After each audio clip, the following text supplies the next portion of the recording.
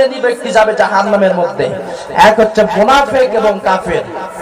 মুনাফিক এবং কাফের। এজন্য আল্লাহ রাব্বুল আলামিন পবিত্র কোরআনের মধ্যে আবার বলেন, ইন্নাল্লাহা জামিউল মুনাফিকিনা ওয়াল কাফিরিনা ফি জাহান্নামা জামিআ। আল্লাহ রাব্বুল আলামিন বলেন, আমি নিশ্চয় মুনাফিকদেরকে এমন শাস্তি দেব জাহান্নামের মধ্যে একদম নিম্ন স্থানের মধ্যে তাকে পড়তে পড়তে একদম ছাই বানিয়ে দেব। তারা চিৎকার মারবে, কেউ সাহায্য করার জন্য যাবে না, কেউ চিৎকার গুলো শুনবে না। আর কাফের ছাড়া কাফেরদেরকে আমি শাস্তি দেব, কাফের গুলো চিৎকার মারবে, কবরের মানুষগুলো শুনবে, কিন্তু কেউ সাহায্য করার জন্য এগিয়ে যাবে না। বড় বড় মুফাসসিররা বলেন, যখন কাফেরদেরকে জাহান্নামের মধ্যে নিক্ষেপ করা হবে, যখন জাহান্নামের মধ্যে নিক্ষেপ করা হবে, তারা একজন কাফের মাঝ বরাবর আটকিতে পারে।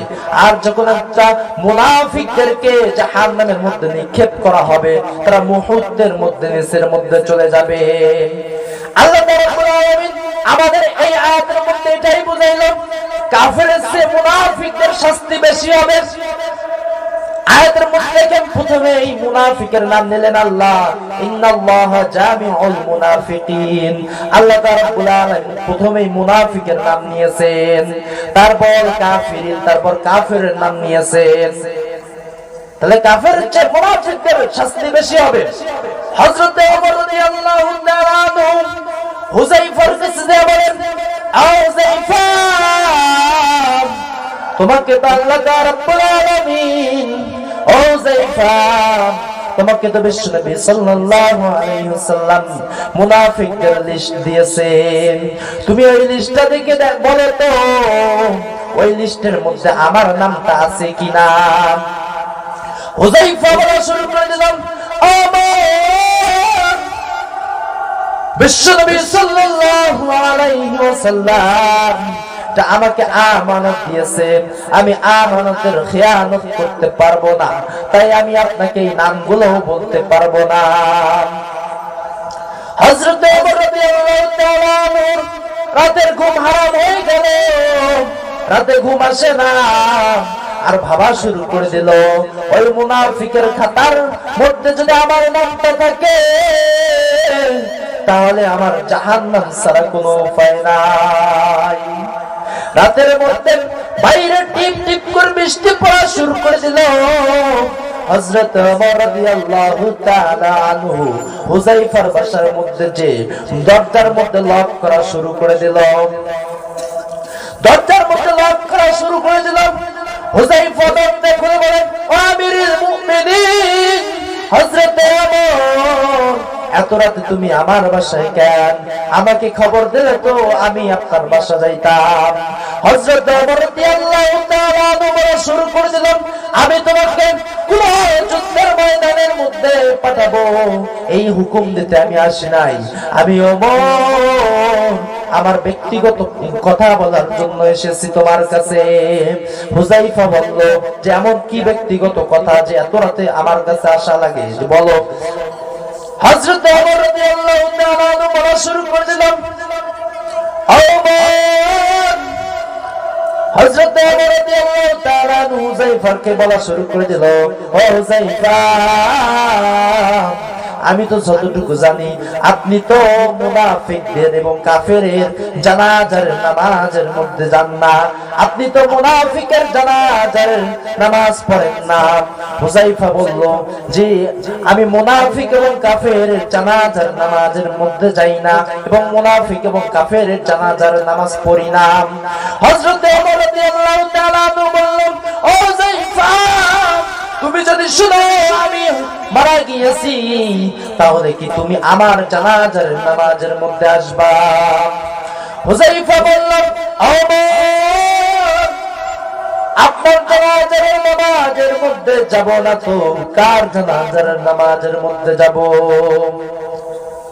হুযায়ফা হযরত ওমর রাদিয়াল্লাহু তাআলা একটা মুস্কি হাসি দিলেন আর বলা শুরু করে দিলেন, ও হুযায়ফা, আমি জেনে গেলাম তাহলে আমার মনে হয় আমার নামটা ওই মুনাফিকের খাতার মধ্যে নাই।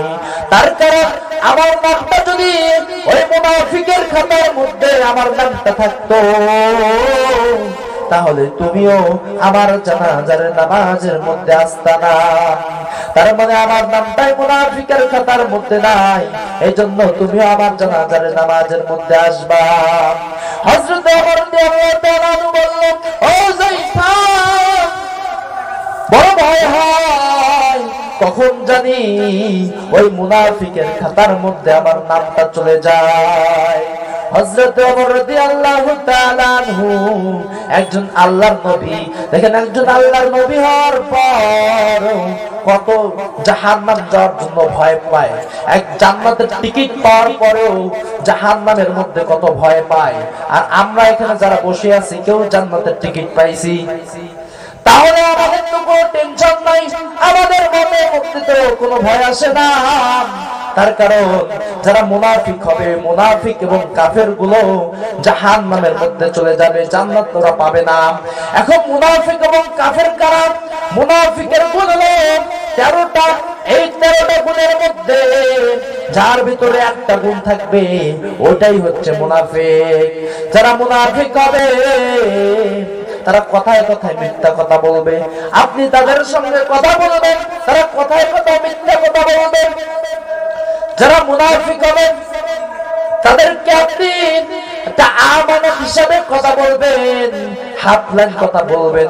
দেখবেন ওই হাফ লাইন কথাটাকে বানাইয়া বানাইয়া ফুল লাইন বানাইয়া মানুষের সামনে সমালোচনা করবেন, মানুষকে বলে বলে বেড়াবেন। ওই কথার ভিত্তিতে দেখবেন এক পর্যায়ে সে মারামারি পর্যন্ত লাগে, কাটাকাটি পর্যন্ত হয়ে যায়, একমাত্র ওই সমালোচনার কারণে। যারা মুনাফিক হবে তাদেরকে আপনি আমানত দেবেন, তারা আমানতের খেয়ানত করবে। যারা মুনাফিক হবে তাদের গায়ের মধ্যে কোরআনুল কারীমের কথা সহ্য হবে না, ঠিক কি না? যারা মুনাফিক হবে তারা কোরআনুল কারীমের কথা যেই মঞ্চের মধ্যে হবে ওখানে থাকতে পারবে না, তাদের মন টিকবে না। এখন দেখেন মসজিদের মধ্যে এমনও মুসল্লি আছে, মুনাফিক মার্কা মুসল্লি আছে, ওই মুসল্লি গুলো মসজিদের মধ্যে নামাজ পড়তে যায়, ইমাম এবং মুয়াজ্জিনের ভুল ধরার জন্য যায়। ইমাম এবং মুয়াজ্জিনের ভুল ধরার জন্য মসজিদের মধ্যে যায়, কখন একটা ভুল করে আর আমি কখন সবাইকে বলে বলে বেড়াইতে পারি, এরকম মুসল্লি আছে না নাই? আমি মনে করি ওই রকম যেগুলো মুসল্লি যতটুকু ইমাম এবং মুয়াজ্জিনের প্রতি গুরুত্ব দেন, যতটুকু ভুল ধরার জন্য গুরুত্ব দেন, অতটুকু ভুল ধরার জন্য আপনার যদি আপনার বাসার মধ্যে আপনার সন্তানদেরকে দেখাইতেন, আপনার ওই সন্তান যেই সন্তানগুলো আপনার বাসার মধ্যে আছে ওই সন্তানগুলোকে যদি ওই ইমাম এবং মুয়াজ্জিনের কখন একটা ভুল হয় ওই রকম যদি টার্গেটে থাকতেন আপনার সন্তানের প্রতি, তাহলে আজকে ওই সন্তানগুলো জুগাখোর, মদখোর, নেশাখোর হইতো না, ঠিক কিনা? এরকম হচ্ছে মুনাফিক। কাল কিয়ামতের দিন যখন আল্লাহ ওই ইমাম এবং মুয়াজ্জিনকে আল্লাহ রাব্বুল আলামিন জান্নাতের মধ্যে দিয়ে দেবে, তখন ওই ইমাম এবং মুয়াজ্জিন আল্লাহকে বলবে, আল্লাহ আমি একাই এই জান্নাতের মধ্যে যাব না। আল্লাহ বলবে, আমার বান্দা আর কে কে তোর আছে, যা নিয়ে যা। ওই ইমাম বলা শুরু করে দেবেন, আল্লাহ আমার দুনিয়ার মধ্যে আমাকে অনেক ভালোবাসার আমার মুসল্লি গুলো ছিল, আল্লাহ আমার দুনিয়ার মধ্যে আমার মসজিদের মুসল্লি গুলো আমাকে অনেক ভালোবাসতো, আমাকে অনেক সম্মান করতো। আমি যখন বিপদে পড়তাম, আমাকে যখন কেউ কথা শুনাইতো, আমাকে কেউ যখন অপমান করতো, আমার পক্ষ নিয়ে কথা বলতো, আল্লাহ আজকে যদি আমাকে জান্নাতের মধ্যে যেতেই হয় তাহলে আমার ওই ভালোবাসার মুসল্লিগুলোকে ছাড়া আমি জান্নাতের মধ্যে যাব না। আল্লাহ বললেন, ও আমার বান্দা, তোকে আমি একটা মাত্র মুহাব্বত দিয়েছি, একটা মাত্র দয়া দিয়েছি।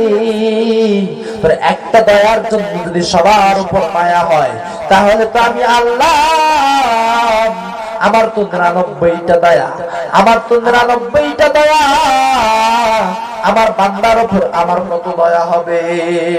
তুমি যাও যাও, তুমি বেছে বেছে নিয়ে তোমার ভালোবাসার মুসল্লি গুলোকে বেছে বেছে নিয়ে তুমি জান্নাতের মধ্যে নিয়ে যাও। সুবহানাল্লাহ বলেন।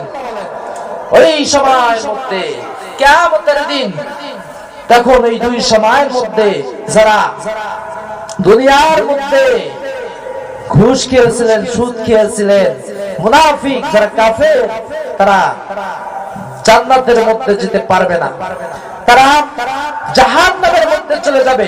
আল্লাহ তাআলা রব্বুল আলামিন যেই সমস্ত জাতিকে আযাব দিয়ে, গজব দিয়ে ধ্বংস করেছেন, ওই রকম এক জাতির নাম হচ্ছে সামুদ জাতি। সামুদ জাতির মধ্যে যখন আল্লাহর নবী সালেহ আলাইহিস সালামকে পাঠালেন, সালেহ আলাইহিস সালাম সামুদ জাতিদেরকে দাওয়াত দেওয়া শুরু করে দিল, ইসলামের দাওয়াত দেওয়া শুরু করে দিল। ও সামুদ জাতিরা, তোমরা এক আল্লাহকে মানো, এক আল্লাহর ইবাদত করো। ওই সামুদ জাতিরা আল্লাহকে মানতো না, নবীকে মানতো না। এক পর্যায়ে এসে সালেহ আলাইহিস সালাম যখন সামুদ জাতিদেরকে দাওয়াত দিয়েছিল, ইসলামের দাওয়াত, ওই সামুদ জাতিরা বলছিল, ও সালেহ, আমরা তোমাকেও মানবো, তোমার আল্লাহকেও মানবো, কিন্তু তোমাকে একটা পরীক্ষা দিতে হবে। সালেহ আলাইহিস সালাম বললেন, ও সামুদ জাতিরা, বলো বলো আমাকে কি পরীক্ষা দিতে হবে? সামুদ জাতিরা বললেন, ও সালেহ, তোমার সামনে যে পাহাড়টা দেখতে পাইতেছো, যে পাহাড় থেকে একটা উট বের করতে হবে। ওই উটটা 10 মাস 10 দিন গর্ভবতী থাকবে, ওই পাহাড় থেকে বের হয়ে ওই উটের বাচ্চা হবে। আর ওই উটের দুধ আমরা এখানে যত মানুষ আছি সব মানুষগুলো তৃপ্তি সহকারে খাবো। আর যদি তুমি এটা দেখাইতে পারো, তাহলে আমার সঙ্গে এখানে যত মানুষ আছে সব মানুষগুলো কালিমা পড়ে মুসলমান হবে। আর যদি দেখাইতে না পারো, তাহলে তোমাকেও মানবো না, তোমার আল্লাহকেও মানবো না। সালেহ আলাইহিস সালাম রাজি হলেন, দূরে কাতবা নামাজ আদায় করলেন। আদায় করার পর আল্লাহকে বলা শুরু করে দিল, আল্লাহ, আমার এই জাতি সামুদ জাতি, আমার এই পাহাড় থেকে একটা উট যদি বার করতে পারি, আল্লাহ, আর ওই উটের যদি বাচ্চা হয়, আর ওই উটের দুধ সবাই তৃপ্তি সহকারে যদি খেতে পারে, আল্লাহ, তাহলে তোমাকেও মানবে, আমাকেও মানবে। আল্লাহ, তুমি দিনের বেলা এই মুজিজাটা দেখিয়ে দাও। আল্লাহ দোয়া কবুল করে নিলাম। পাহাড়ের মধ্যে একটা কাঁপানি শুরু হলো, পাহাড় ফেটে একটা উট বের হয়ে আসলো। আর এই উটের দুধ সবাই খেলো। উট বের হওয়ার পর উটের বাচ্চা হলো, উটের বাচ্চা হওয়ার পর উটের দুধ সবাই তৃপ্তি সহকারে খেলো।